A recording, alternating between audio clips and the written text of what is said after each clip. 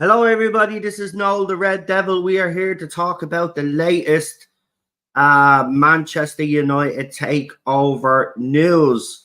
I wasn't really going to come on and do a stream on this, but I seen one of the biggest fan channels do one of their normal clickbaity videos. So I just want people to know that on this channel, and the way I work on the other channels is that I like to cut the bull crap, right?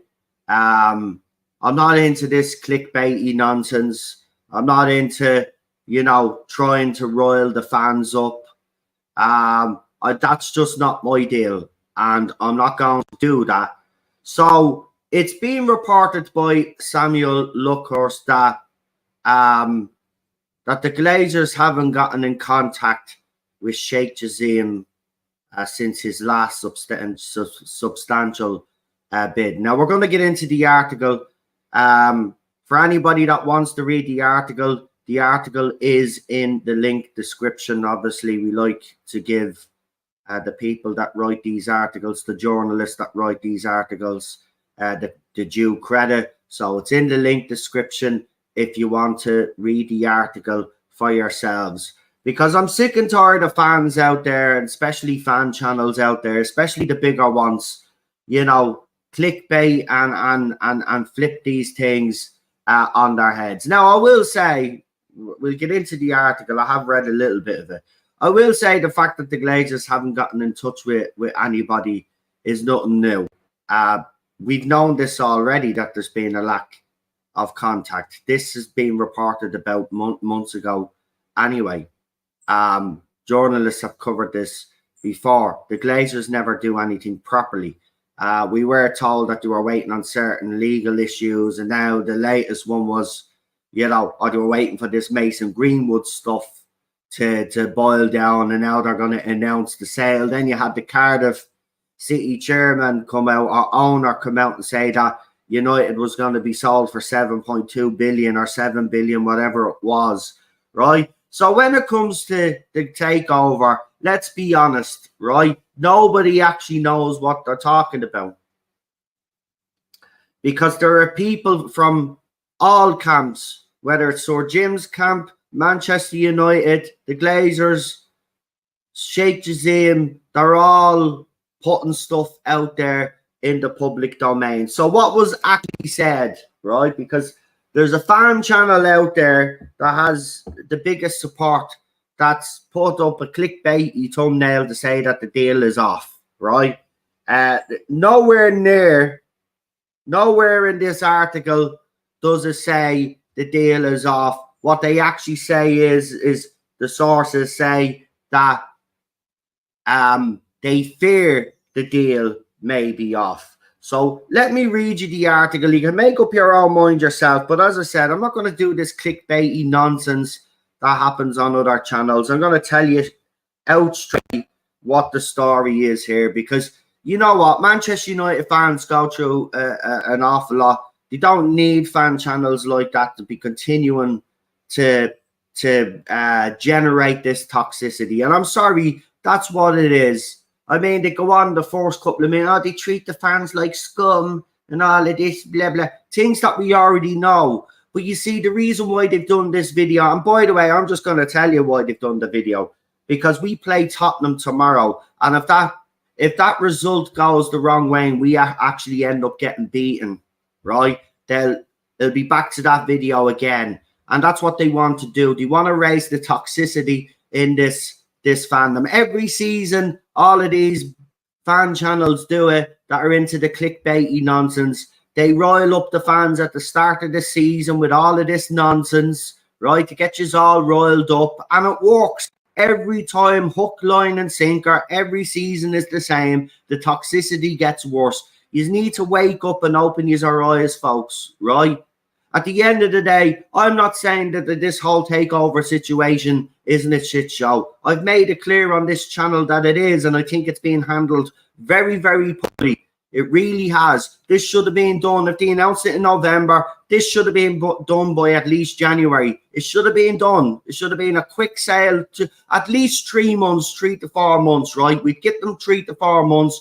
That should have been done. The latest February, March, that deal should have been done, right?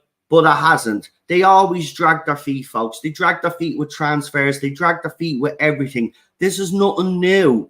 And this is why I don't like this clickbaity fucking nonsense, because it gets you all roiled up at the start of the season where we should be focused on Ten Hag and those players. We had a very poor game, Air Force game of the season, folks, right? They know what they're doing. I know what they're doing. And it's fucking horrible because you all fall for it. You all fall for it. Just back the manager and back the team, right? The Glazers will sell when they get them. I've always said this. It doesn't matter what we do. These fuckers are in America. They're in America. They don't care. They don't care. What we need to do, we need to get behind the team. We really do. We need to get behind our team and our manager. They need us more than ever.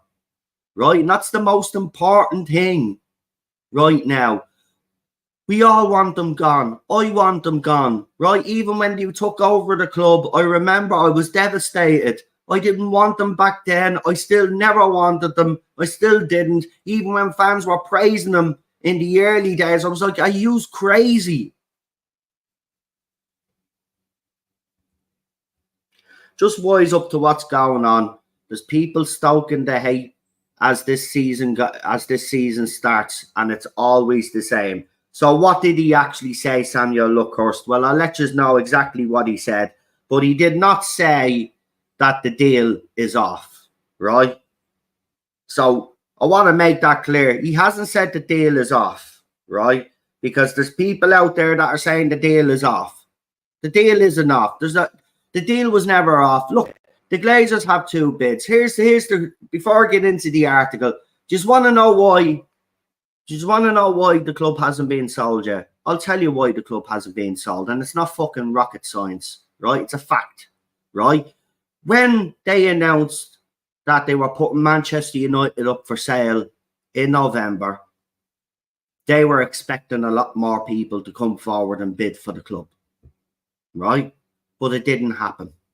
It didn't happen. They got 2 major bids, right? Ineos and Sir Jim and Sheikh Jassim, who wants to buy the club and clear the debt, right? 100% set, right? But they wanted other bidders to come in, right?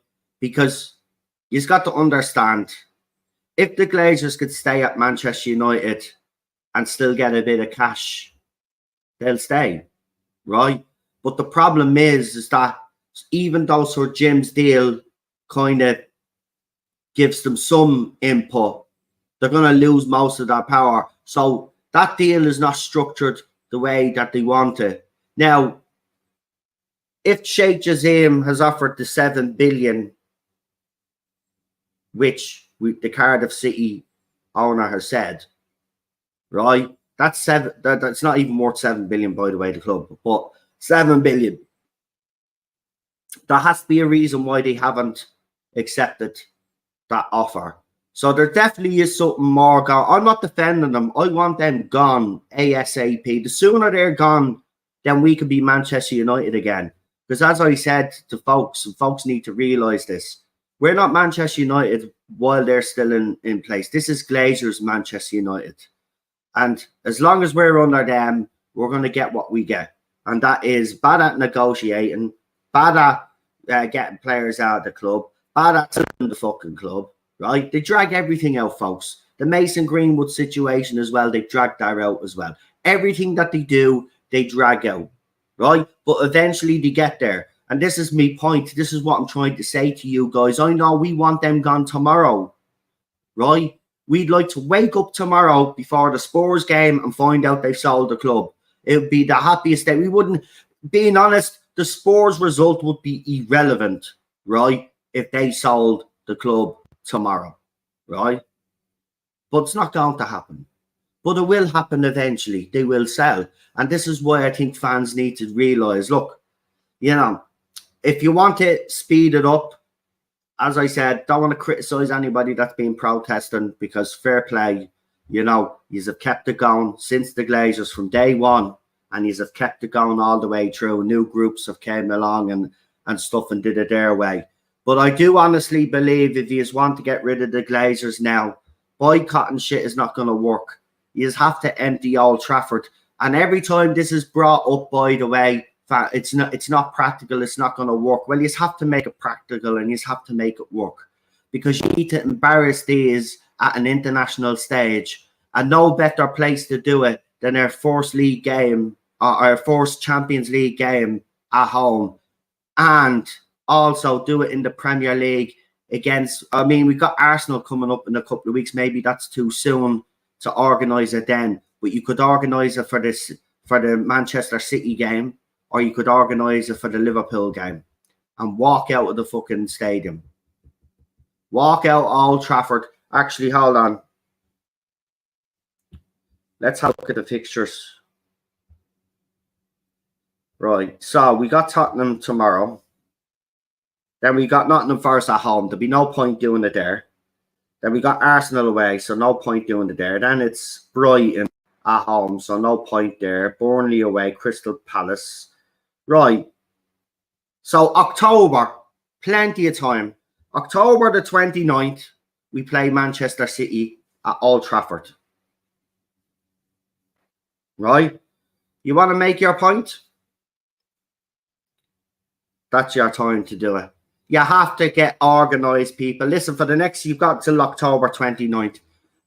Go and talk to people, the people that go to the games, that can afford to go to the games. Talk to people at Old Trafford. Have discussions about it. Yeah, all of these fan organisations that talk to the fans, that organise things inside Old Trafford. You know, this is your opportunity there. There's a perfect date. 3:30, the 29th of October, Man United versus Man City, right? You all go into the stadium to start of the game, okay? And then you all pick a minute that you are all going to walk out, and you just empty the stadium, right? That'll be international news, man. It will embarrass them. You've tried everything else. You've tried boycotts. You've tried marching. You know, you've even got the Liverpool game cancelled. It still wasn't. You got to embarrass these people. They've got to be embarrassed internationally, right? Because there'll be people look, people say the Glazers will want to do future business, right? Whether it's in America or in Europe, right? And it's not going to look good for them. It doesn't look good for them right now, but they don't care, because they could still recover from this. But if people walked out of Old Trafford when the cameras are all rolling, right? Gary Neville and Cole are up in the bleeding commentary box. I'm telling you, it would be the biggest embarrassment. It'd be all over the news, right? It'd be the biggest headline in a weekend. Forget about all the other results. It'll be Man United fans walk out of Old Trafford. It'd be the most embarrassing thing to happen. It has to. It's the only way. Listen, I'm not telling you a word of a lie. I would actually go over to Old Trafford. I would buy a ticket. I'd walk in, and I'd walk out everybody, even though I've always wanted to be there. I would walk out. I would support those fans. And I know people think I'm crazy, but I would. I'd support the fans just to get them, because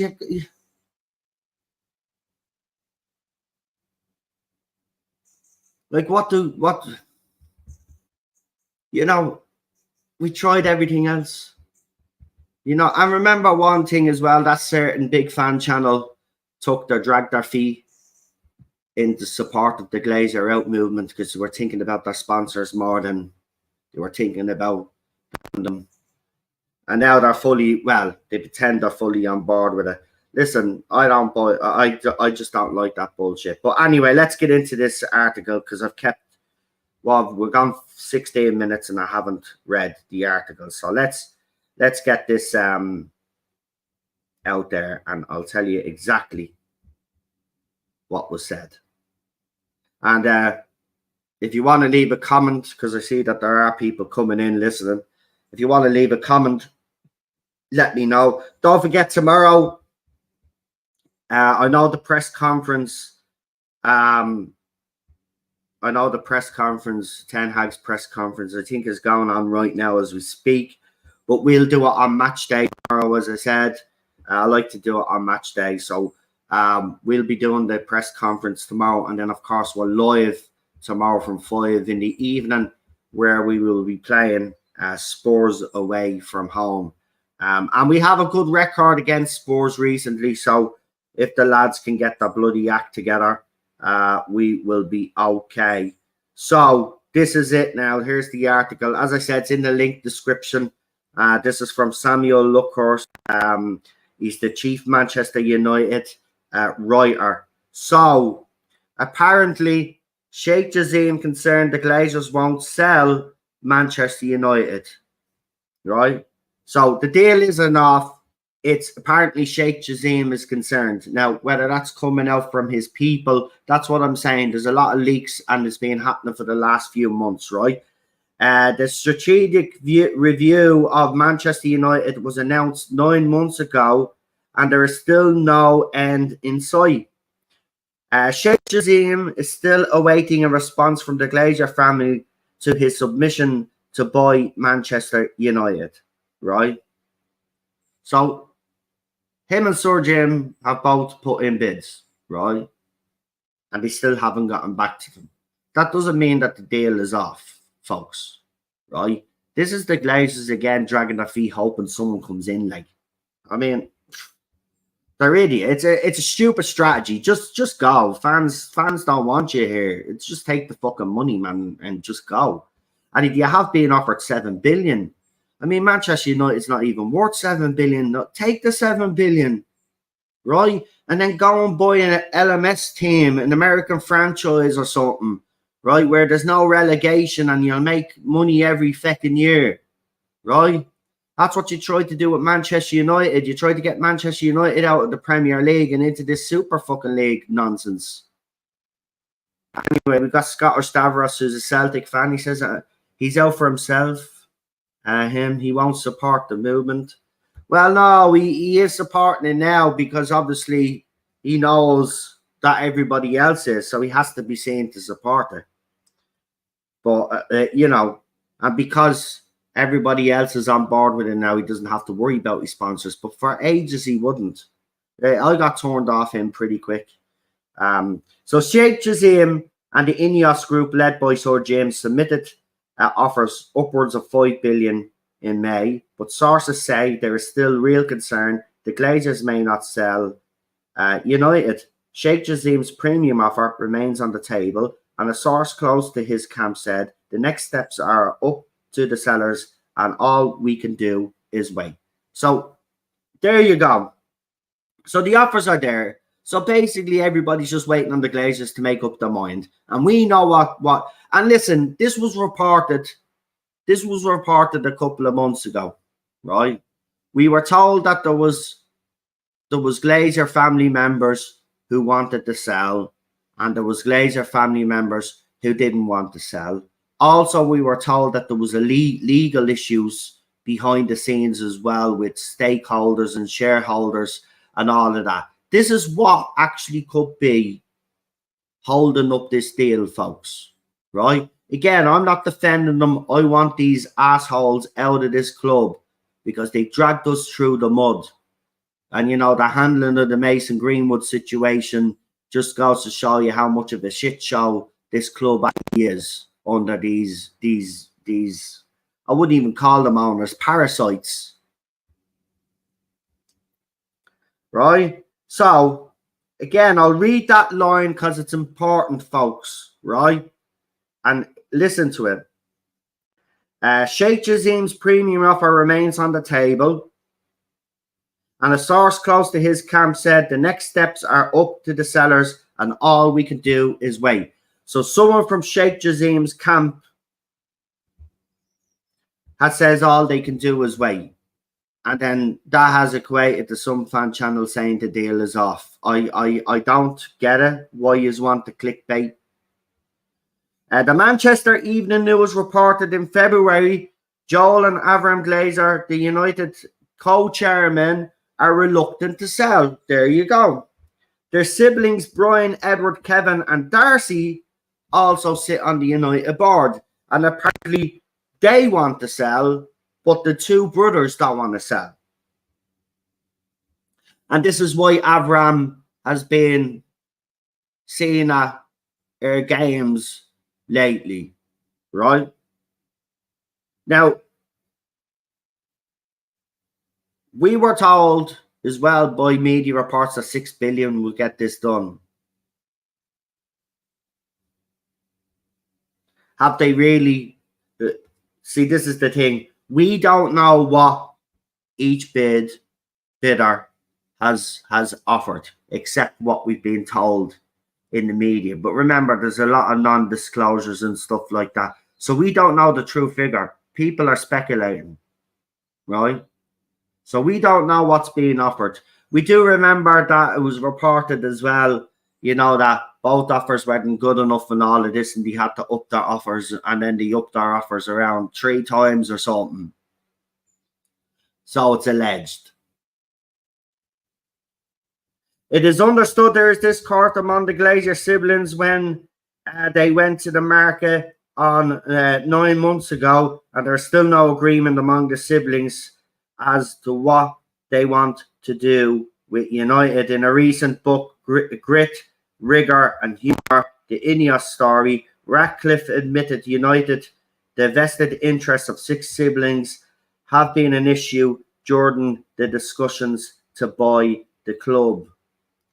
There is a surprise at the absence of any clarification or communication since the process began, and the New York Stock Exchange figures have taken a dim view of the share price fluctuations on the basis of rumor. A financial source claimed figures connected to the Rain Group, the investment banking firm hired by the Glazers, believe they have been tasked with selling something that isn't really for sale. But again, it's all speculation, right? So that's it in a nutshell.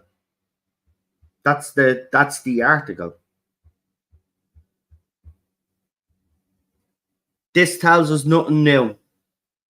This is exactly what we have known for months, that some want to sell, some don't want to sell. There's legal issues behind the yoke. Then we were told that if they got a certain figure, they'd be willing to sell. Listen, again, when it comes to this takeover, right, and all due respect to Samuel Luckhurst, I know he's close with the club and all of that, and he'd be considered a tier 1 journalist.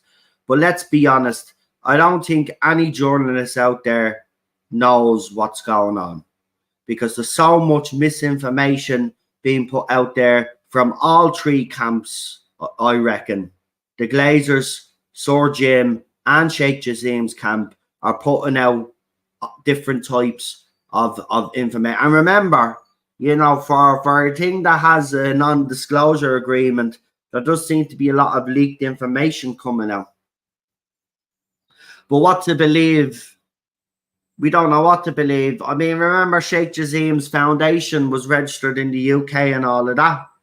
So, I mean, there were clear steps that he was making moves, and you had Rio Ferdinand then put his reputation on the line. But I think Rio Ferdinand's reputation, let's be honest, has been damaged anyway, the way he was going on when celebrating City winning the Champions League, the treble. Like, he's a Manchester United legend, and he was jumping up and down with excitement like a kid when City won the treble. Like, what you doing, you muppet?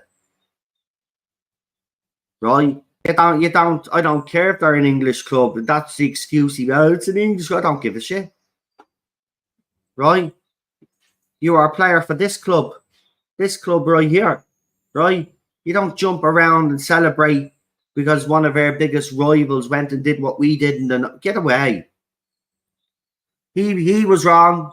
And remember, Reuters came out as well, and they're very reliable. Bloomberg came out as well to say that this deal was on the verge of being done. So what's happened in between then? Again, you know, me personally, what I think is holding up this deal is that there is legal issues. I think the siblings now will sell if the offer. Look at the Cardiff chairman came out and said that United were going to be sold for over 7 billion.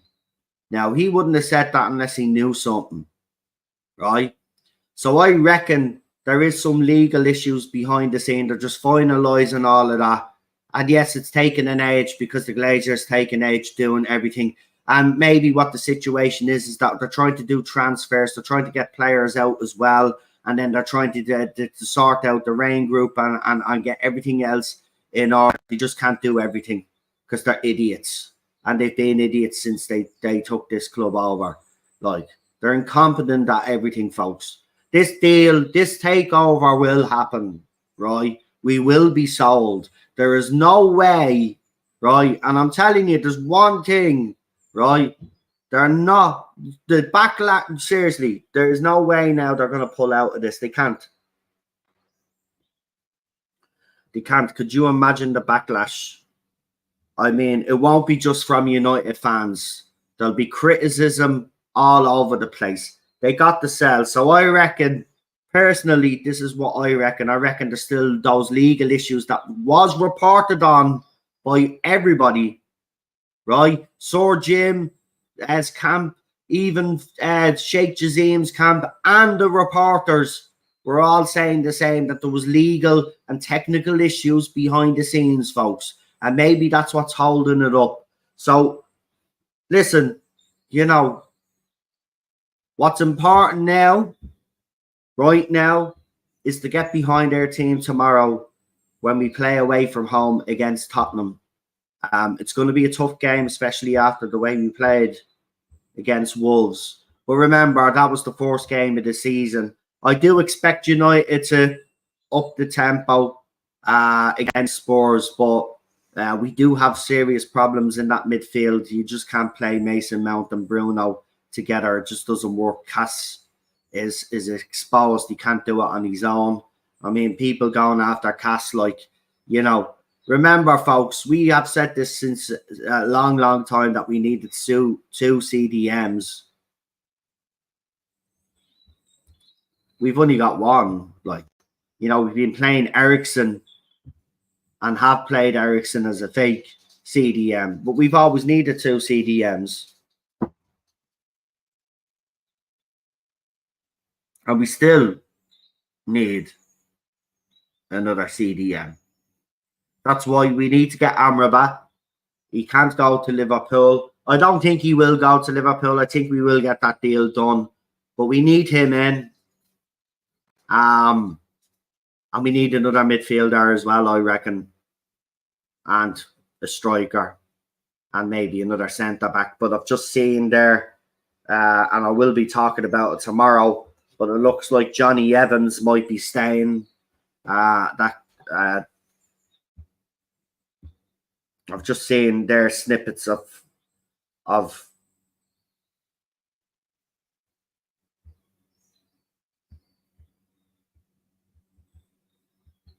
the press conference. Anyway, we will talk about that tomorrow. So come and join me. We'll cover Eric Ten Hag's press conference. I'll give you my reaction to the press conference, and then at 5 o'clock, then we go live half an hour before the kickoff. We'll have team news, and we'll have a bit of a chat then after we see the team news, and I'll let you know what I think of the team news, and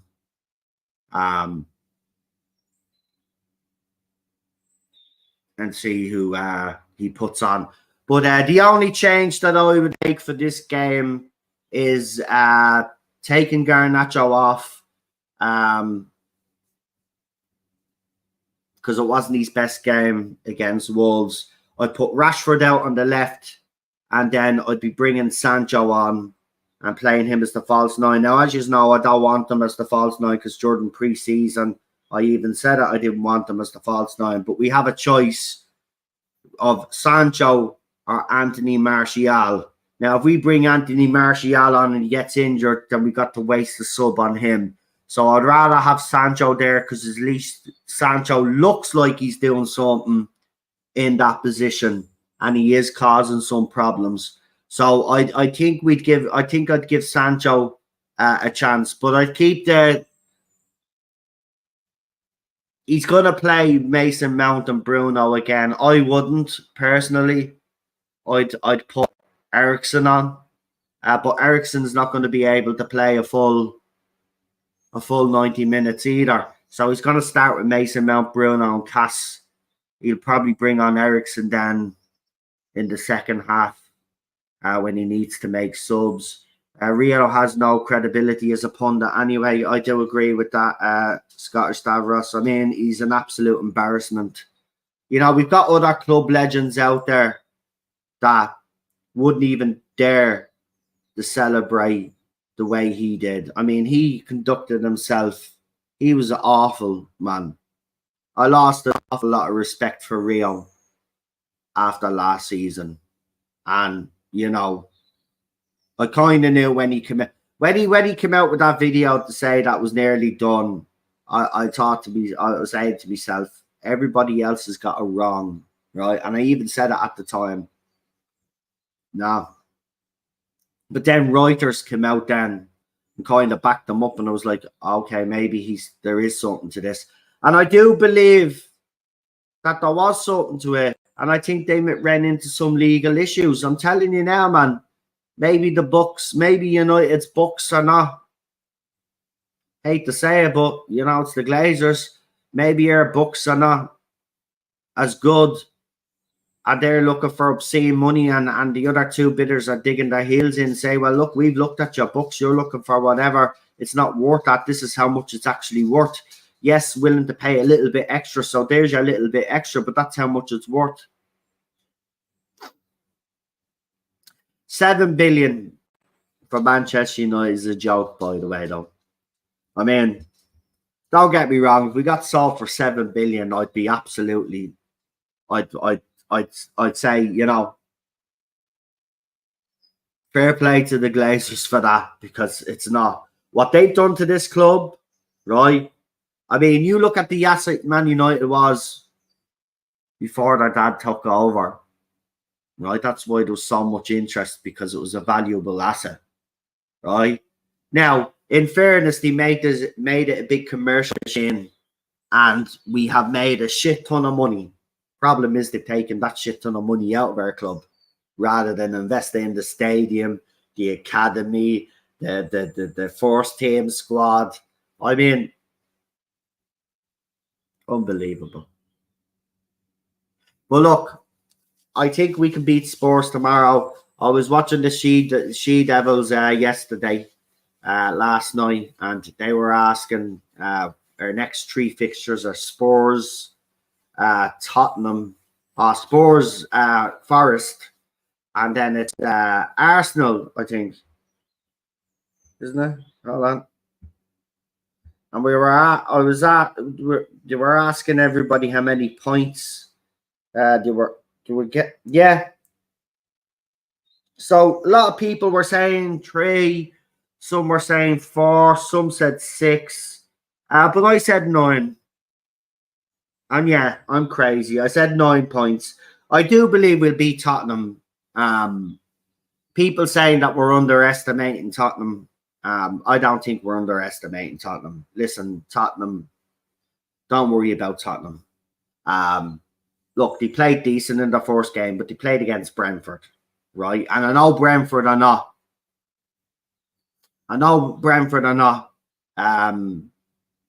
an easy team to play against, right? They did us over, so I can't really moan, right? But the point is that you would expect Tottenham though to beat Brentford, but they drew, so I think we'll beat them. As for Notts Forest, there's no way we're losing that game, right? If we do, then serious questions have to be asked of the players and the manager. I'm not messing. But I think we'll get 3 points there. And as for Arsenal, right, I'm just going to say something about Arsenal. No disrespect, but I just see a lot of pundits, fans, Arsenal fans, everybody hype this Arsenal team up. Now I know it's only pre-season, but we absolutely destroyed them pre-season. Now they've lost Timber. They've got Declan Rice in there, fair enough. I just don't see it with Declan Rice. I mean, look, I think he's the most overhyped player that I've ever seen. I don't see it. I really don't. I mean, when we played him pre-season, he was nowhere to be seen. An academy player had him in his pocket. Now, I wish Kobe was actually fit, because I would have brought Kobe on, because Kobe did a number on that midfield, and we just looked absolutely sensational in that. Nah, man, nah. He is a good manager, but he doesn't have the team, mate. He doesn't have the team. They've lost their striker. They've lost Harry Kane. They've got Charlison up front. They've got Madison, and then you've got Son, who is still shit. He's been shit for the last couple of seasons, and he just doesn't look like he has it anymore, or he's not the same player.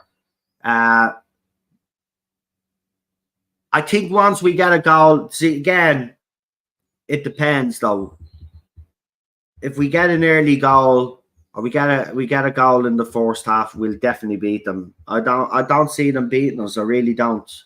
I'll be surprised. Look, I'll be shocked if we get beaten tomorrow, man. Then there's something seriously wrong, because I don't know how we've gone playing, and I know it's only pre-season, but there's a few red flags already. So Ten Hag played a slightly different system pre-season, and then in their first game he completely does something different, right? Garnacho was on fire during pre-season because he had Luke Shaw overlapping. When he picked up the ball, right, Luke Shaw would run past him. Garnacho would try to get the ball off him. He'd overlap him again. He'd receive the ball, and then he'd run into the box. But instead, he had Luke Shaw playing in the inverted role. So he wasn't doing those overlaps. So that's why Garnacho actually had a poor game against Wolves. But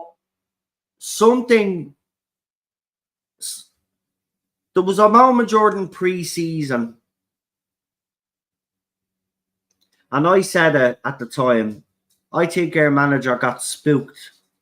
And what I mean by that is do you remember that goal that Onana, he was off his line and he got chipped, but it was the Lowe's fault. It was the Lowe's fault because he gave such a poor ball out, and then our keeper. I think Ten Hag got spooked then, because since then Onana hasn't been. I'm not saying he hasn't come off his line, but I noticed, and a lot of fans noticed, we brought in a goalkeeper because he was good with his feet. He could give the ball out, but then in our first game, he was hoofing the ball up. I think Ten Hag has gotten spooked. I really do. And fans will say, well, how can he be spooked when he's done the things that he's done? You know, he's being ruthless. I honestly do believe that's what's happened. I think he's gotten spooked. And that's a bad sign. It's a bad sign. You know, some of these decisions as well have been a bit baffling as well. I don't know. Again, even someone brought it up last night. I mean, what is he trying to do? Like, because he did something completely different pre-season. He comes back now, and I mean, he played Sancho in the number in the false nine during pre-season quite a lot. And then he comes back pre-season, and then his first game, he doesn't play Sancho. He plays Rashford. Yeah, when Rashford played out on the left and Sancho played with the false nine, those two were actually causing havoc for defenses. It was set up beautifully. I don't know what's happened, but something has happened. Either someone is carrying an injury or something, and the club are not saying that about him. They're carrying someone or something. But tactically, he's changed it again. And the whole point of pre-season has always been the manager sets up his tactics for the season going forward. And the way we played against Arsenal, the way we swarmed the ball, I saw none of that. Saw none of that in the first game. Is it the fact that we had too many pre-season games and it's caught up with some players already? Because I'd be shocked. I'd be shocked. Some people have made excuses that all the travelling we're just a bit leggy. I don't know, but we've always done pre-season tours. We've done some in Asia as well, so I don't think you can use travel as an excuse. But something is not. I just can't put my finger on it. You know, the sooner Hoyland is fit, the better, because hopefully it'll force the manager then to play. Because Rashford, look, I'm not going to criticise Rashford, right? And I don't think any Manchester United fan should be actually criticising Rashford right now. I even said it during pre-season when he played Rashford in the number 9 position, he hardly got a touch of the ball. Now, I know a lot of people say, well, he needed to do a little bit more. But you got to understand, right? He plays out on the left. It's a different position than playing number 9, right? When he plays the left, he knows when to make his runs and know when not to make his runs. As a number 9, he can't do that. He was never a number 9. He might get the odd goal by doing that because he get a decent pass and he's able to use his pace, but he's not a number 9, right? So, you know, I know the man. Yeah, this is why getting that striker on the pitch is very important, because he has to play him anyway, and it'll force him to play Rashford on the left, where I think he does his most damage. And, you know, if Rashford could start whipping balls in for this new striker that we have, because apparently this new striker is good with his feet in the box and his head, you know, and that's another thing we need to be better at as well, as crossing balls into the box. I mean, we're awful. We used to be great at getting balls into the box. We're awful now. We're awful at set pieces, full stop.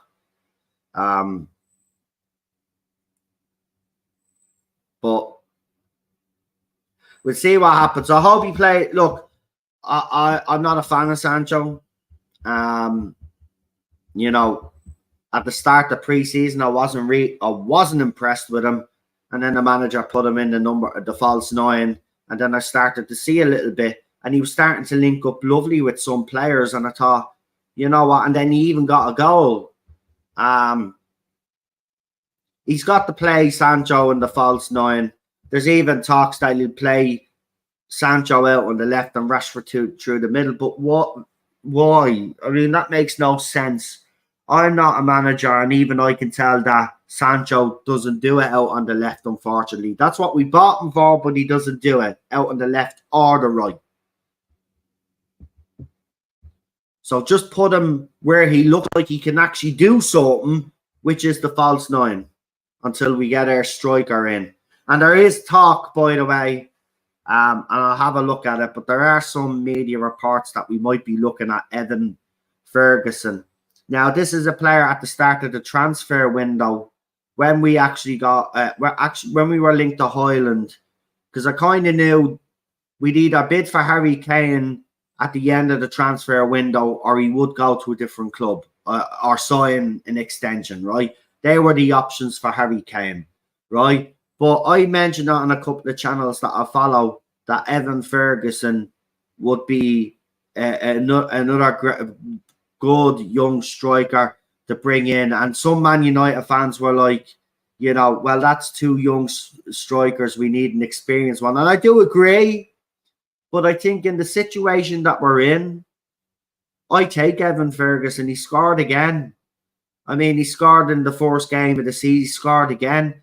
He's actually a great striker. And the thing about it is he's got huge potential.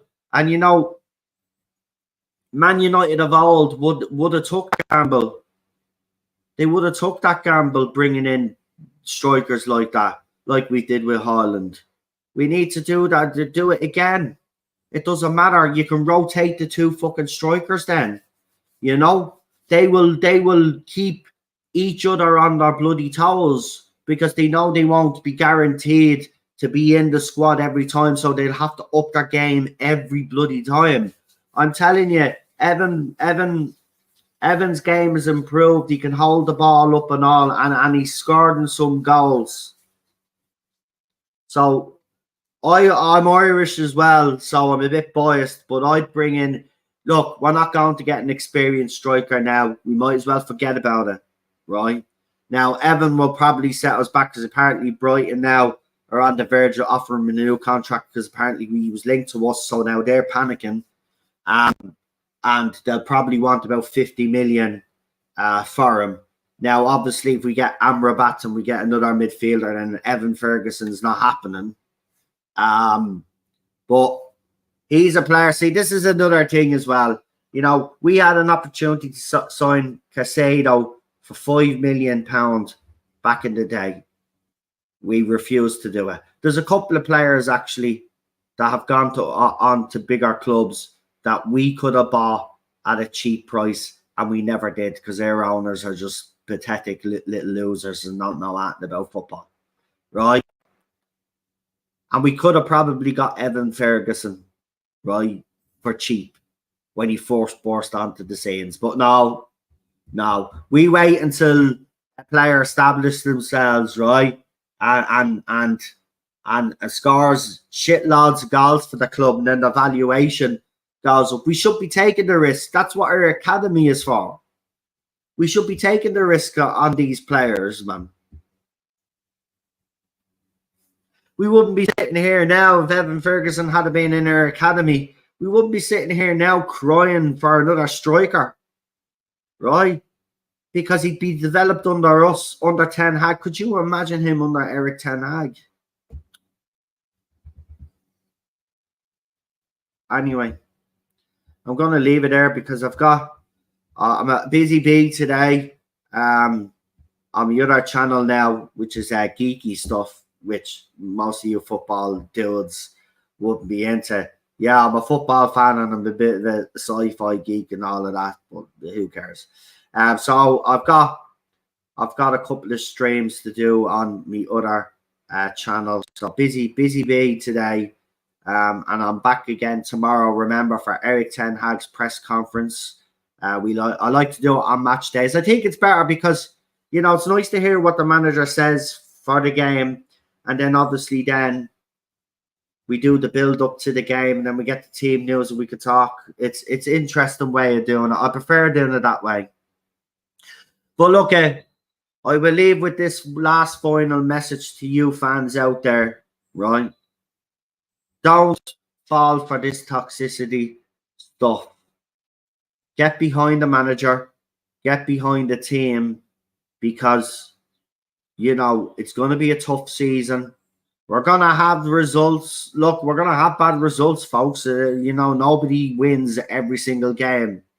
But it's important to remember that when we have had a bad result, this team can bounce back. In fairness, I wish that wasn't the case, that when we lose, we bounce back. We shouldn't be, we're Manchester United. We should try. Our manager is right. We should try win every game. And, sometimes we've lost games where we played well, but you just have to kind of take it on the chin.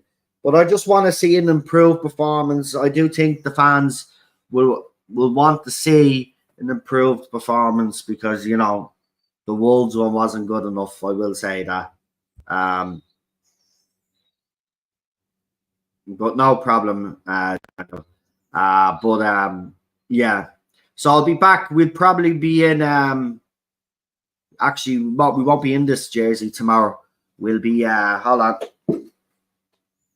Hey, Ted. Mommy gone to the shop machine? Yeah, we'll be in this jersey tomorrow. So there you go. Okay, this jersey has gotten some stick, yeah.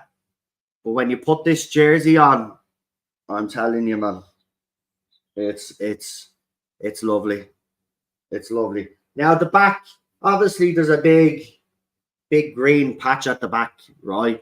Now I don't get numbers or names on me jerseys. I never have, but some fans like to. So that's the whole point of the big green patch at the back, because some fans are being given out about that. You get your white number on the back of it, but as I said, this is a homage to a jersey that we had in the 1900s, and this is the jersey that we'll be wearing tomorrow. So I've got all three jerseys this year, because I have boycotted the jerseys in the past, and I wasn't prepared to do it again, because, as I said, the Glazers will leave when they leave, and when they get the money, they get the money. It's as simple as that. And at the end of the day, no fan should be shamed. Should be shamed for buying their team's kit, right? It's as simple as that. The players wear it, I wear it. It's your tribal colors, basically. So that's the way I look at it, and yeah, not a knockoff, by the way. I know some fans like to buy the knockoffs, and they say they're great quality. That's fair enough, but for me, I wouldn't buy knockoffs, because, okay, people say Adidas are no different, right? Because there's been accusations of sweatshops and all of that. But remember, the people that sell these knockoff jerseys might be the nicest people in the world, and normally, most of the time, they are. But it's the people that actually make these jerseys and pass them on through the grapevine until these people get it. That's what you should be more worried about. When you buy a fake jersey, right? It's as simple as this. I'll say it out straight. It's like when you buy the fake cigarettes as well, the alcohol, the knockoff alcohol, and all of this. What you're doing is you're actually supporting criminality, right? That's what you're doing. You're supporting criminality. So where possible, always buy the real thing. Just be careful. There's no point buying the knockoffs, folks, because it got the money is gone to some pretty awful people, right? And I'm not saying the people that the faces that sell them, talking about the people through the grapevine, right, that create the jerseys and all. Because remember, they're not being made in legit places, by the way, right? So, wise up. Buy the real thing. Even if you can only buy one, right? Just buy the one. These were birthday presents. This is my birthday present, my wedding anniversary present, and my Christmas present. So, there you go. So the red one was my birthday present. The green and white one was me. Is me anniversary present, because our anniversary is coming up. And then the white jersey, obviously, that I have on is my Christmas present. So there you go. I just got them all together. Anyway, I'm going to go. I'll see you later, because now I've got to go and cook dinner, and get that dinner done, and then obviously come back then to do another stream on the other channel. Also, I do a bit of gaming as well if you're into FIFA or eFootball. And just to give you a laugh, so I've been giving this eFootball a go for a few months, and I was actually quite enjoying it, believe it or not. And then one couple of days ago, I decided to play FIFA 23 again, and I forgot how to play the game. I had to relearn how to play FIFA again because I'd forgotten. So yeah, I can't play two different games and just click over. It's crazy. but I had to relearn how to play FIFA again.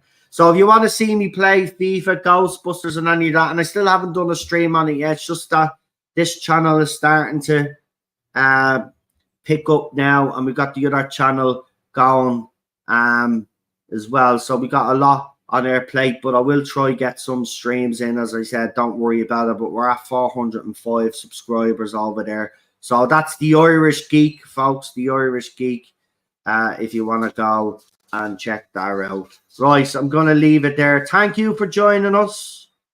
We'll see you tomorrow for Eric Ten Hag's press conference and, of course, for the big game. And hopefully 3 points in the bag because, you know, we want to keep that momentum going. Anyway, see you later.